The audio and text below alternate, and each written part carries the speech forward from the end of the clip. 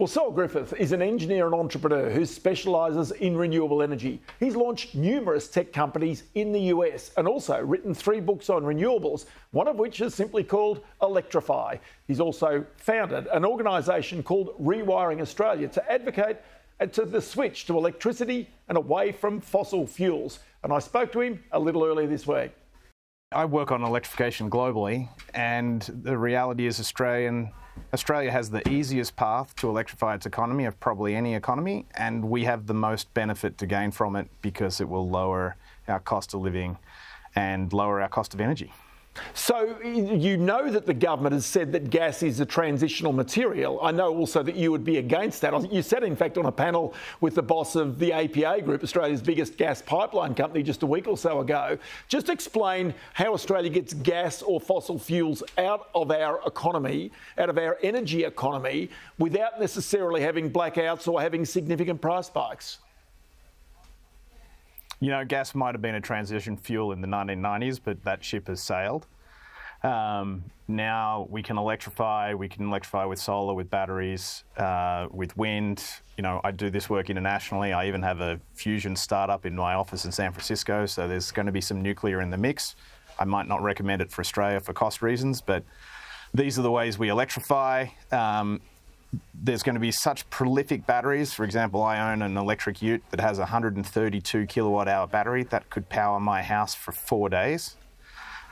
This is underappreciated by a lot of people, including our energy regulators, just how many assets like that ute will be out there when we have an all-electric Australia.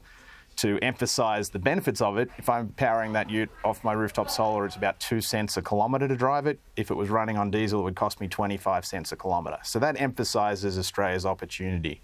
If we're not importing foreign oil and we're using our own sunshine to run our cars, we're going to save enormously.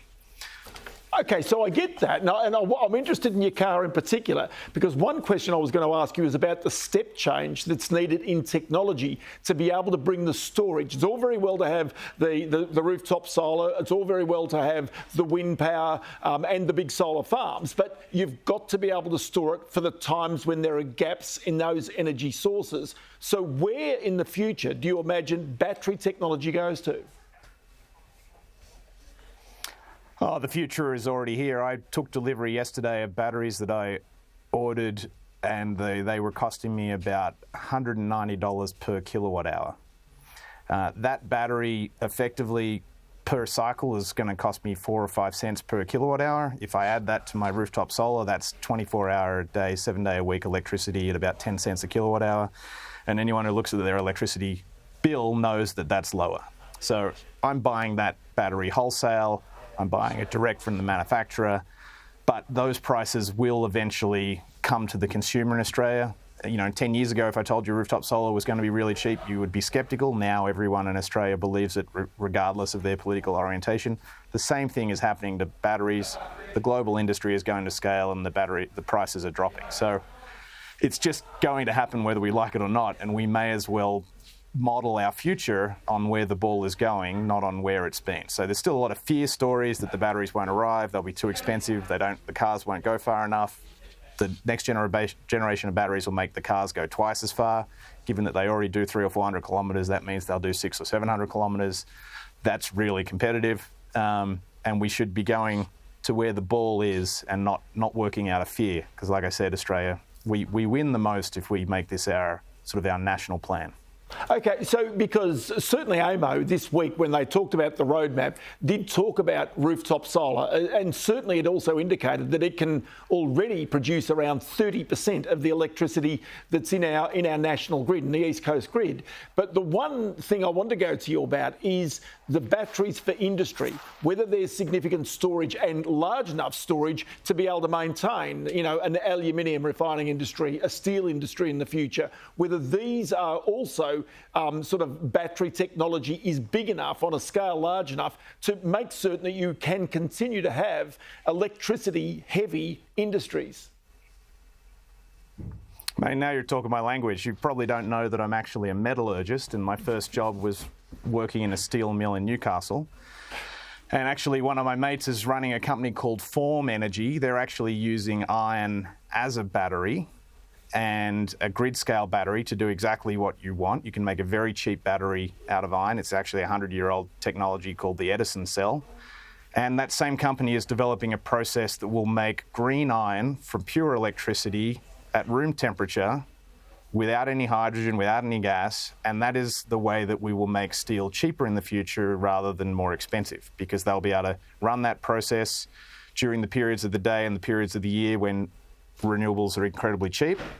And we'll be able to convert Australian iron ore into iron here domestically. Instead of exporting cheap red dirt, we'll export much higher value-added steel, because Australia has really, like I said, the easiest path in the world, not just to run our utes on cheap sunshine, but because we can produce way more renewables than we need in our domestic economy, we'll be able to export energy-intensive products like steel to the world, and those are the industries for the future. And we shouldn't fear that. We should really embrace that and direct our government policy towards it. See, when I opened this story, I talked about the rewiring of Australia that's needed, the 10,000 kilometres of poles and wires that are required to be able to transmit this renewable energy around the country. What you're sort of talking about, though, is whether the storage is closer to home and closer to industry, whether that is the future, as distinct from trying to go across sensitive farming land that might cause the resistance from rural communities. Right. I think there's a few things to say about this. And one is, I think people should be fairly paid if they're going to have the transmission lines on their property, and that would be a way to change the conversation and incentivise people. I know in Queensland, the Copper String project has good social licence precisely because it's actually including the communities in the economic upside. But the other thing to say is, if you broke down the price of electricity that you get at your house, the majority of that is the cost of the transmission and the distribution lines. And so if you're designing a lowest cost energy system for Australia, you'd maximise the solar on our roofs. We've got about 35% of our roofs with it now. We could easily go to 80, and those systems will get bigger and bigger because it continues to get cheaper and cheaper. But the other thing you'd do is you'd maximise the renewables in your community. Think about solar on the rooftop at Bunnings, solar on the car park at Woolies.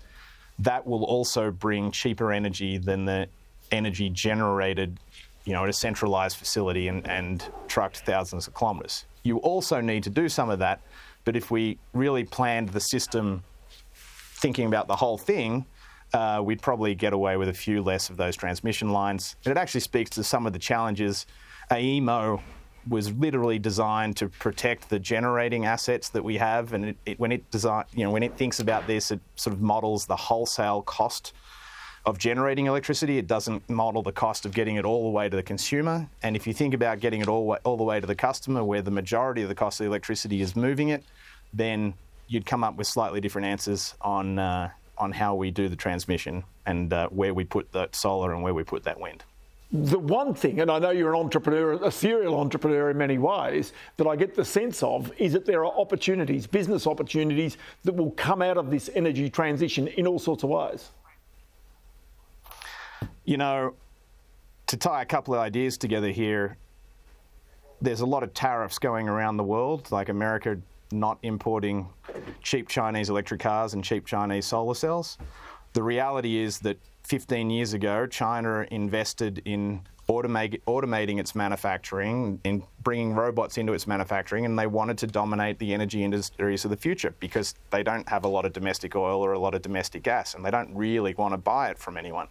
So they went all in on solar and batteries and electric vehicles, and that's why they produce something like 85% of the world's solar, 80% of the world's batteries, and now they're the most competitive electric vehicles in the world.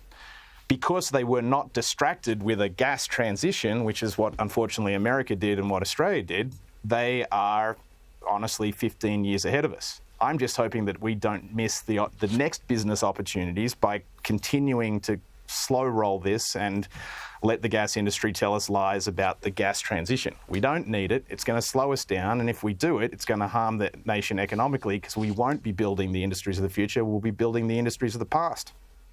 Saul Griffith, good to have you in the program today. Many thanks for your time. Cheers, mate.